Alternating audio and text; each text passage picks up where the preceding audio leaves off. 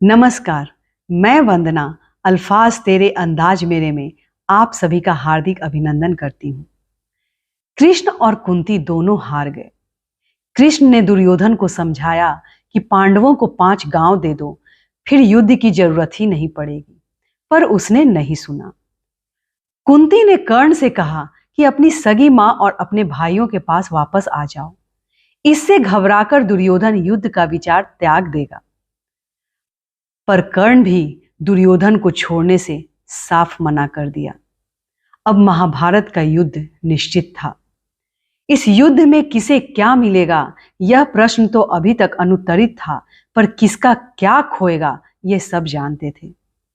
भविष्य को लहूलुहान देख कई आंखें भीग रही थी, लेकिन उनमें 2 आंखें ऐसी भी थी जिन्हें रोने तक का अधिकार नहीं था, और वो आंखें थी भीष्म पितामह की। जीत किसी की भी हो, हार तो पितामह की ही होने वाली थी, क्योंकि उन्होंने दुर्योधन को भी गोद में खिलाया था और युधिष्ठिर को भी। उन्होंने दुशासन का भी बचपन देखा था और भीम का भी। वह रोने के लिए किसका शब्द चुनते और अपनी झुर्रियों भरे हाथों से किसकी चिता को अग्नि देते। कई युद्ध लड़े थे भीष्म पितामह ने, लेकिन पहली बार युद्ध का भेद उन पर खुल रहा था। पहली बार जय और पराजय का धुंधलता चीर के उन्हें सत्य की झलक दिखा रही थी। वो जान चुके थे कि युद्ध मनुष्य में छुपे हुए पशु की भूख है। यह प्रलय की वो अग्नि है जो अपना पराया नहीं देखती, सब कुछ भस्म कर देती है। यही सत्य वो कर्ण को समझाने का प्रयास करते हैं। आज रश्मि रथी के 6ठे सर्ग के पहले भाग में आप सुनेंगे भीष्म और कर्ण के संवाद।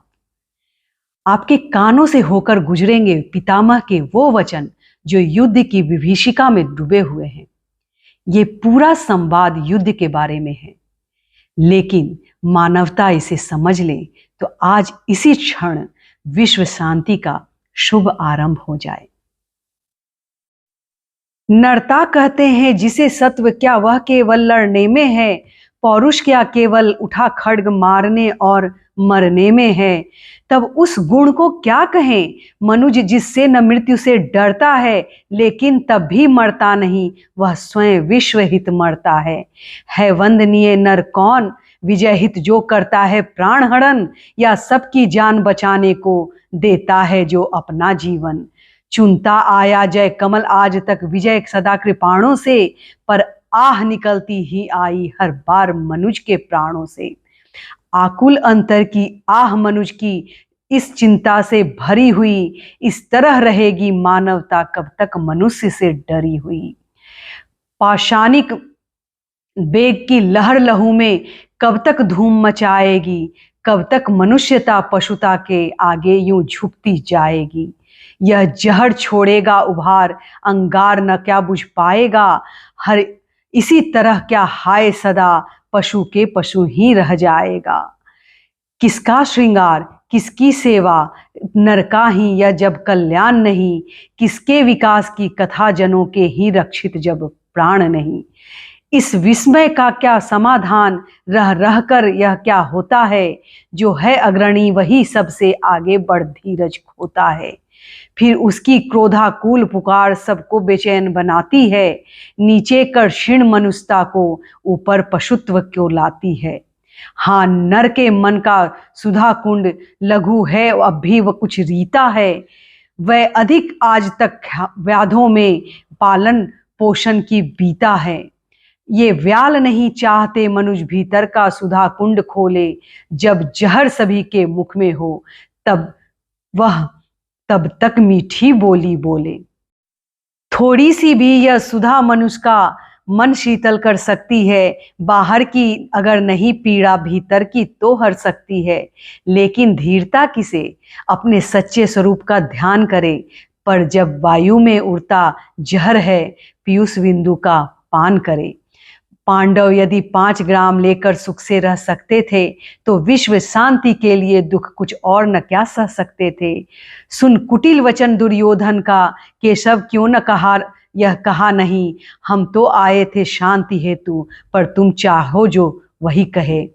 तुम भड़काना चाहते अनल धरती का भाग जलाने को, नरता को नव्य प्रसूनों को चुन चुन कर छार बनाने को।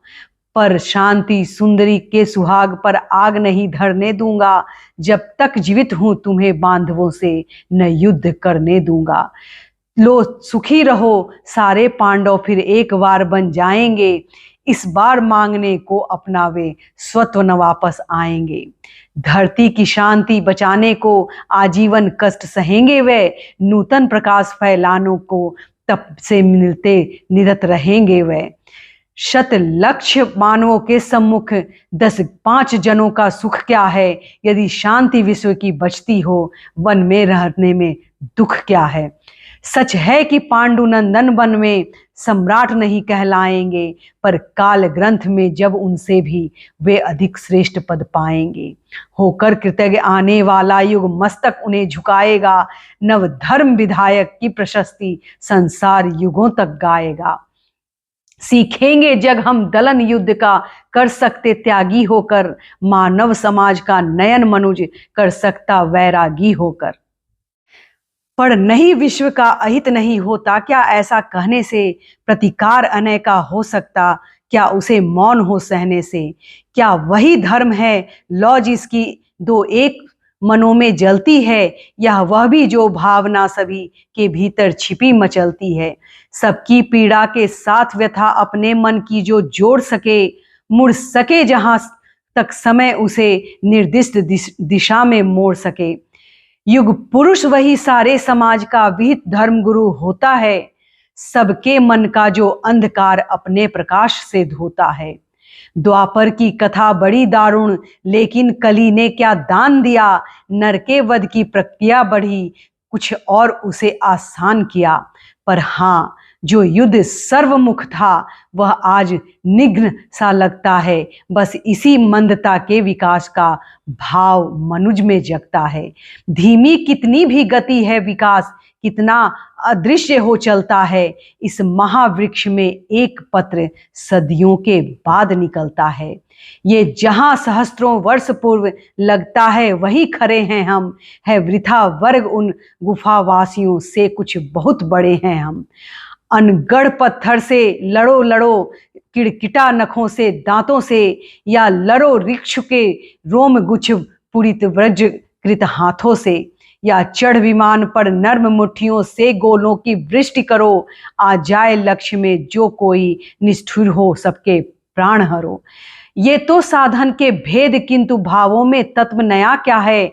क्या खुली प्रेम आंखें से अधिक भीतर कुछ बढ़ी दया क्या है।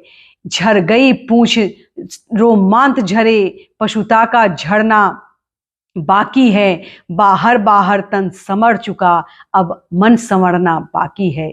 देवत्व अल्प पशुता अघोर, तम तीर प्रचुर परमित आभा, द्वापर के मन पर भी प्रशस्त रहती थी आज बड़ी द्वाभा।